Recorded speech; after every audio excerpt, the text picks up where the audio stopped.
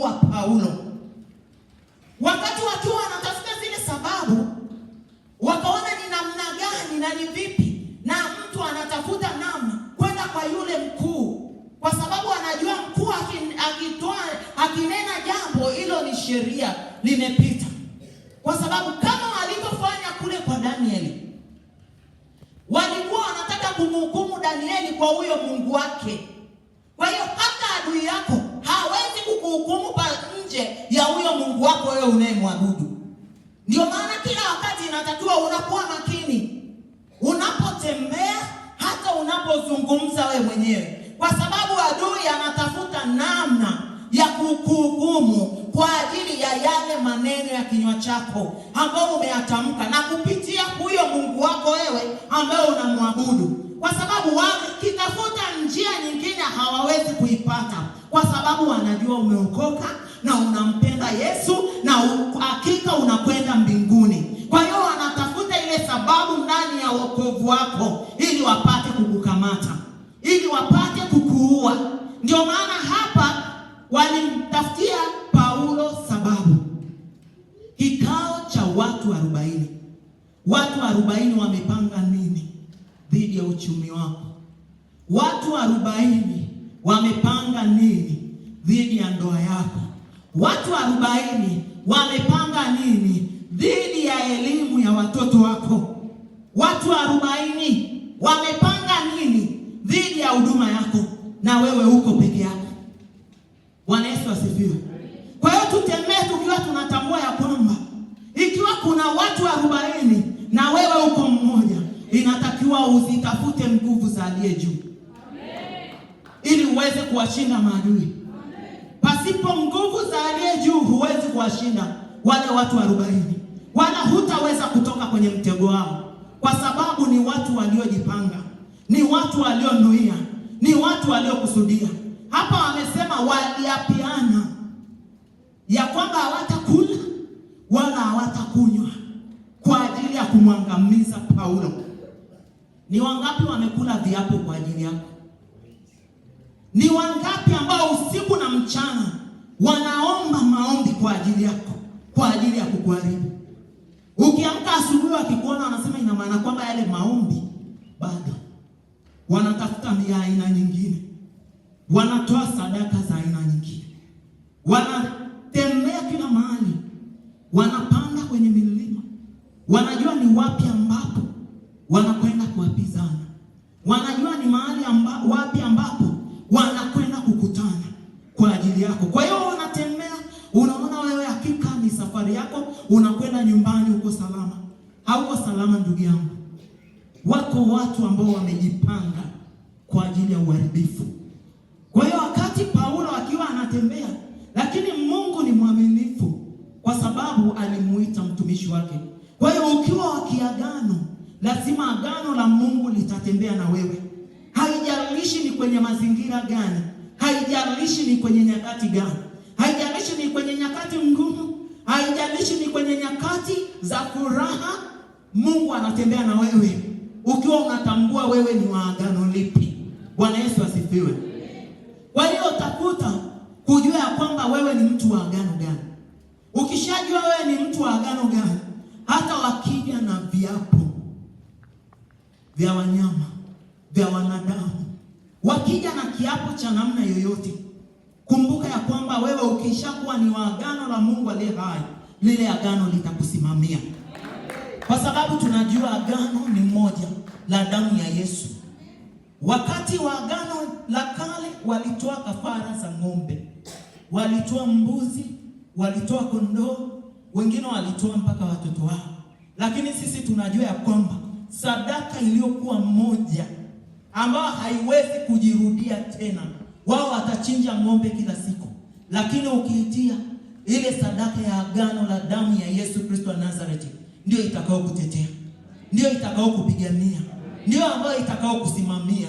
Haijalishi wamejipanga kwa namna gani, haijalishi wamejifunika kwa vifuniko vya namna gani ili siwaone.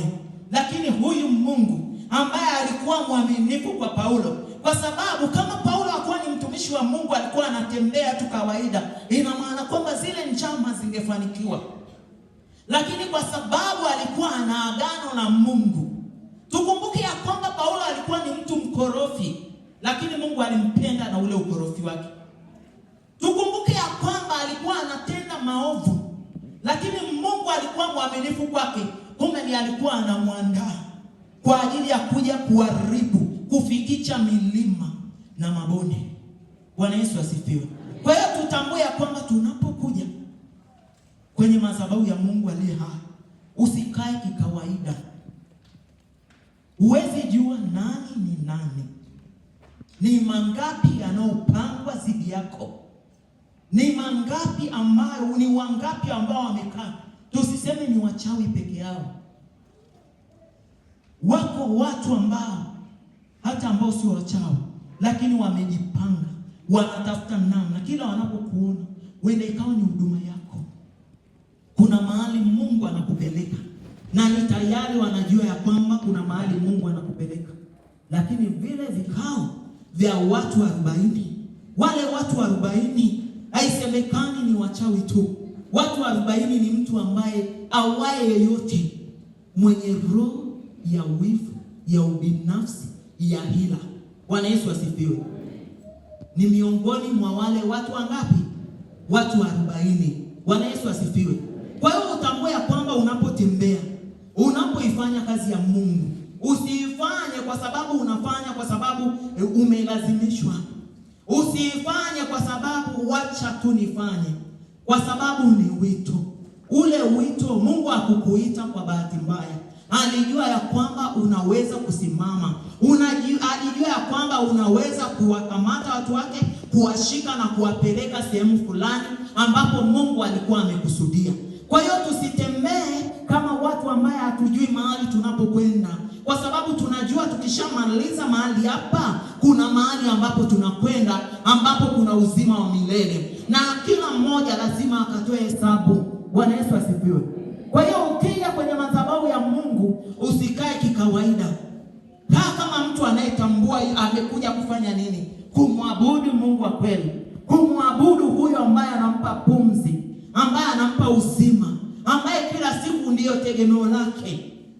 Kwa hiyo ukiwa unatembea, mtu wa Mungu, utambue ya kwamba sisi vita vyetu si juu ya damu na nyama.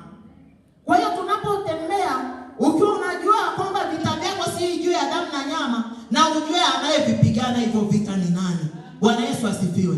Kwa sababu kila wakati ukisema kuna mahali ambapo unapitia, kuna vitu ambavyo vinagusa maisha yako, tambua ya kwamba kama kuna vitu ambavyo vinagusa maisha yako, kuna mtu ambaye amesimama badala yako. Bwana Yesu asifiwe.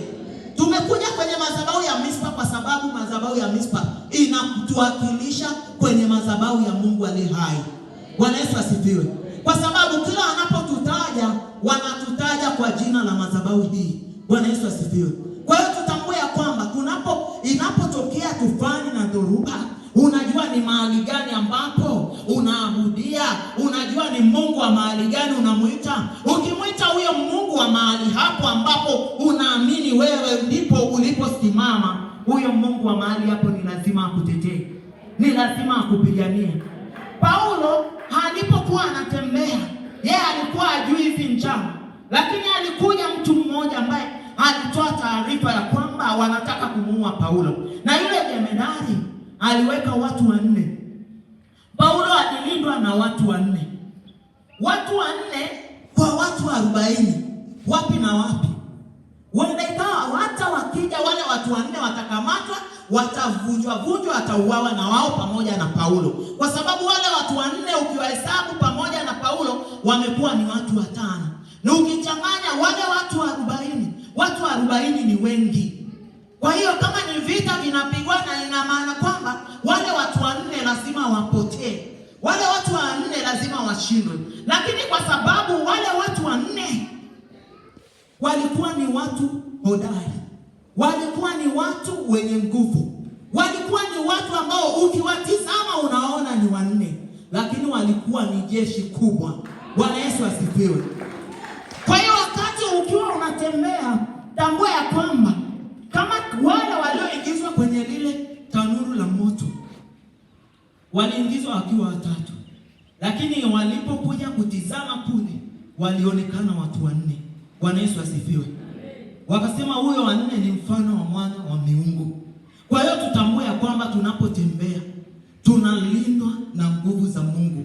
Watu wanne wanaonekana, lakini tunatembea na jeshi kubwa. Ndio maana mitego inapotegwa, mashimo yanapochimbwa, yani vitanzi vinapowekwa dhidi yetu, tunavivuka kwa sababu kunao watu ambao wako mbele yetu wanasawazisha njia. Bwana Yesu asifiwe.